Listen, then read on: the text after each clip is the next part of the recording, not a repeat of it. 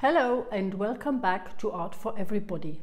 My name is Evi Steiner-Böhm. I'm an artist from Germany, and these two little figures here are my assistants Pedro and Rosa, who sometimes help me to explain things in my videos or even correct me if I'm wrong. In today's video, I would like to show you, if you are an absolute beginner, how you go about painting flowers. From choosing your motif wisely to doing a color chart and then the full painting. Now the first step is that you choose your motif wisely. If you look at these two flowers I've brought you, you see that this one is very beautiful, but it's got many blossoms on it. And this is not only difficult to draw, but even more difficult to paint. So if you have to choose a flower, choose one with very few petals, like this lily. It has only 6 petals, and if you paint it from this side, you only see 5 of them. And light flowers are probably more difficult to paint than darker ones, because the difference between the lighter parts and the darker parts on the petals are not very clear. But nevertheless, I've chosen this one for you because I want you to see that even that is easy for you as a beginner. Now, as for drawing, this one is very easy to draw, as I said. The only thing which might cause trouble is that you have 2 petals coming forward and 1 going backwards. And the best thing is to start with the petal which is in front of you.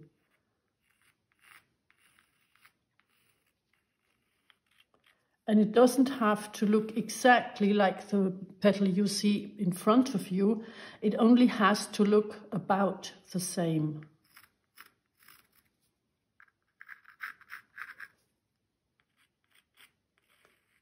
Now, you will see it a little different from how I see it, because you look down on it and I look from here, from sidewards, so I hope this is not too confusing for you.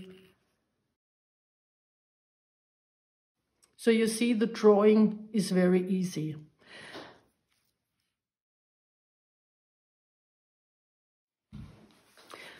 As a next step, I would advise you to do a color chart first and try to match most of the colors you can see on your lily. And when I say all the colors, I do not mean that you have to mix every detail, every light and shade on it. Try to find out 4 or 5 different yellows for the lily and like 2 or 3 greens for the stem, and then you should be on the safe side. Now, I have put the following colors on my palette. This is titanium white, this is cadmium yellow lemon, this is cadmium yellow, cadmium red, crimson, and this is Parisian blue. I'm going to mix all my colors from these basic colors because this is the best way to get harmonious colors in your whole painting. As brushes, I'm going to use this bristle brush and also these 2 synthetic brushes, which I find very useful because you can make very sharp lines with them, but also you can wipe the color with that very nicely. Okay, but for color mixing, I'm going to use the bristle brush. We're going to try out the basic colors first and see how they work with the lily. And since we're going on a white surface, they will stay almost the same if you put them on your surface. If you go on a dark or a colored surface, especially with the yellows, you will find that they don't cover the surface completely and that you have to put 2 or 3 layers on your surface to get the color right. Now, the next color is the cadmium yellow. which is a lot more like the lily, I find. But it maybe is a little too dark. So what we do now is we mix the two colors and see what we get here. And this is more to my liking. Very important also for you as a beginner. Everybody sees colors differently. So if this is what I see on my lily and you do not like it, or you say, I see it differently, please mix the colors to your liking and not to mine. Now, if I add white to it, this could be the yellow for the lighter parts on the lily. But I also see warmer parts of the yellow on my flower. So I'm going to try something else. I'm going to try and mix them with a red, with a cadmium red. Very, very, very tiny bits of it, so that it gets a lot warmer and a lot more saturated. And I can also try to add white to that yellow and see what I get. And I personally find that this is even more the yellow of my lily. So I will probably use the cadmium yellow lemon and the cadmium yellow plus a little bit of red plus white for most of the parts of the lily. Now the next thing I need is a color for the shadow parts. And that's very simple. I do the same color as I did before. Put the three together and simply add a little blue. And if you find that too green, you can try something else. You can try the darker red, the crimson, and mix a sort of violet to your yellow, because violet is the complementary color of yellow, and with complementary colors you can easily get the colors for the shade or for the shadow. That's a very subtle difference, but this shadow color is warmer than this one. So it might be a good idea to add the violet to your yellow. Okay, and now let's look at the green. I'm going to mix a green that I personally like very much. It's a very saturated green coming from cadmium yellow and Prussian blue or Parisian blue, whatever you have. And this is, as you can see, probably too saturated. You could use it for the stem, but for the leaves, I would add a little white. And also, if you want variations for the darker colors, you can add just a tiny amount of red, and you get a sort of grayish green, which might look even more natural than the saturated one here. So the next step is that I try out one of the blossoms first to find out what kind of brush I should use or how the colors work before I go on my final painting, because I don't want to spoil that. Okay, I said I would mix the two yellows, add a tiny bit of red, and a little white. And I'm trying out the bristle brush first because I paint in an impressionistic style.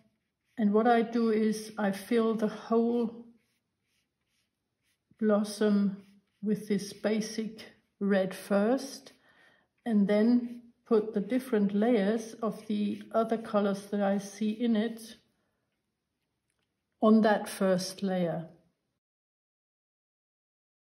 Now, the leaves you see behind this big one are a little tricky to paint because they seem very transparent and very light.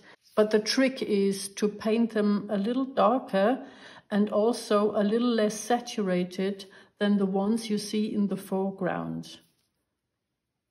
So I'm going to add white to my color and just a little bit of a darker color to it. Can you see the difference? That these three are very saturated and are more vibrant than the ones in the background. That's about the only trick you can use to make the ones in the foreground stand out of the painting. Then we have these orange, whatever they are, spots on the two petals in the foreground. They also make a difference. And then you have this petal here in the shadow. So this has to go darker as well.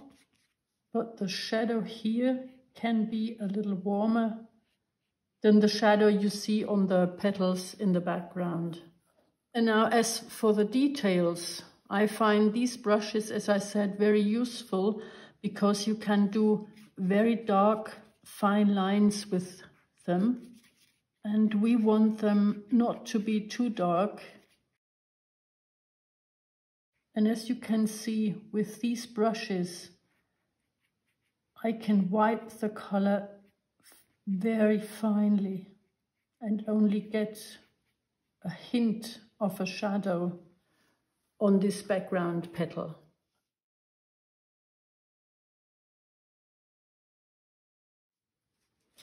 Okay, this will do as a sketch so that I know how to mix my colors. And now the only thing I have to think about is the background, because especially with light flowers, you need a background that is fairly dark and also adds and also heightens the lightness of your color. We've used many pure colors here, or at least tried not to break them too much.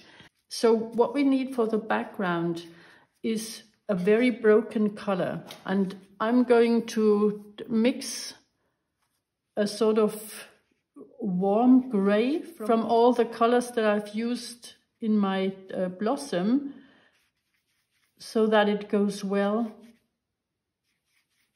with the blossom. And I will also try to make it a little violet around the yellow, because violet is the complementary color of yellow and makes it stand out even more.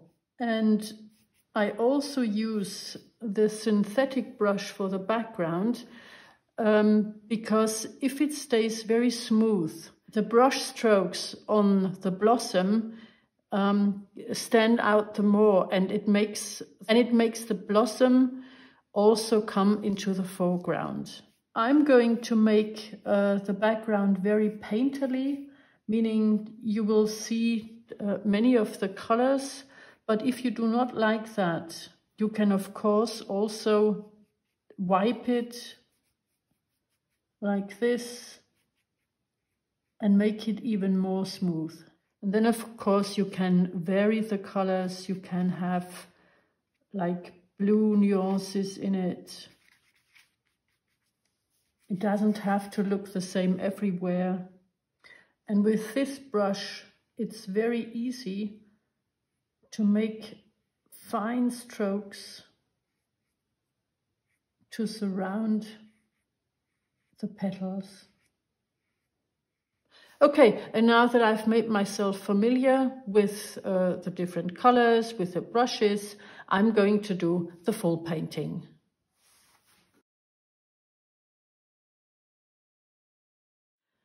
So I've already prepared the drawing for the full painting. And since you've already seen me doing the blossom, I'll put on time lapse as long as I do the blossom. And I will let you watch again as soon as I start painting the glass.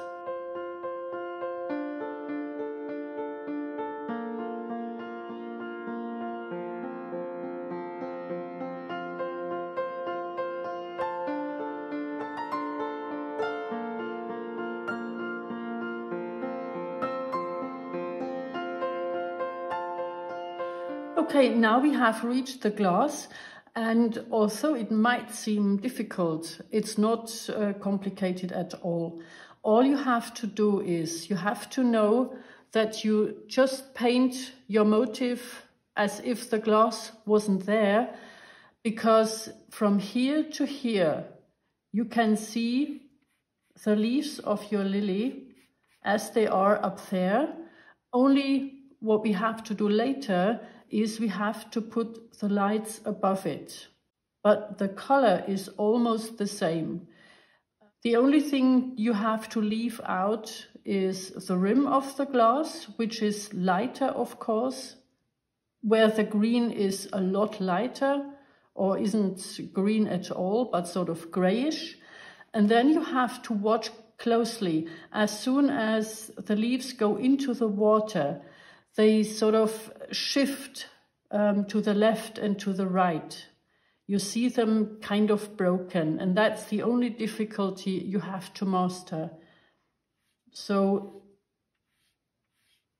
you have your leaf here, the smaller one here, and then it shifts a little, and then we paint again as if the glass wasn't there. And the rest of the glass we are going to do with the background. We are going to paint the background next, and then we only add the outlines of the glass and some of the lights, and that's all there is to it.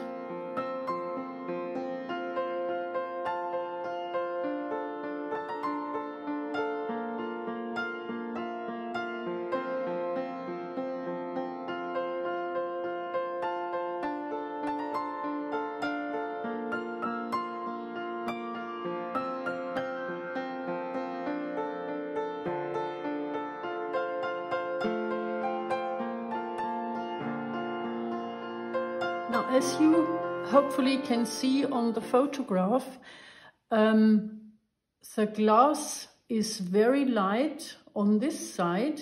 The inside of the glass is very light on the inside, and the background is dark against it. And if you look here, it's the other way around.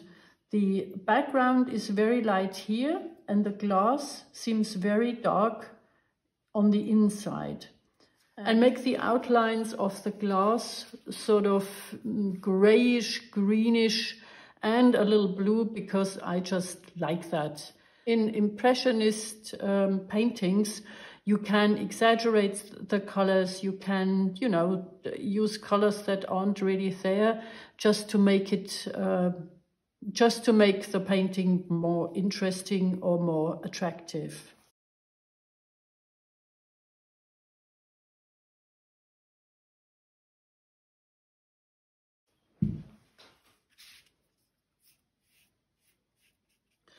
Okay, and the rest, of course, is detail work.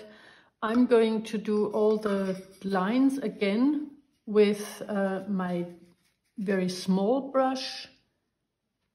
I will show you just an example so that you can see what I'm going to do, and then put on time lapse again, because this will take really, really long.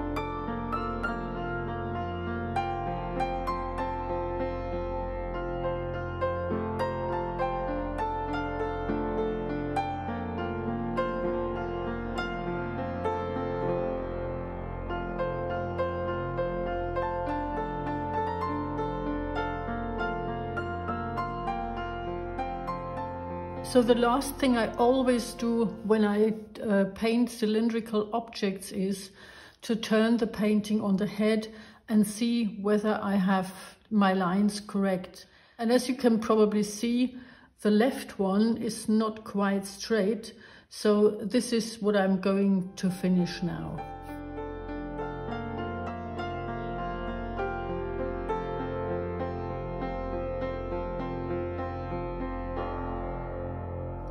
Okay, so this is how I'm going to leave it. As I said, if you want the background smoother, you're very welcome. It will look very good as well. It's just that I like the painterly background better. It's a matter of taste, nothing more. So this was all for today. I hope you enjoyed the lesson, you could learn something, and I surely hope to see you again for the next video. So until then, have a good time. See you soon.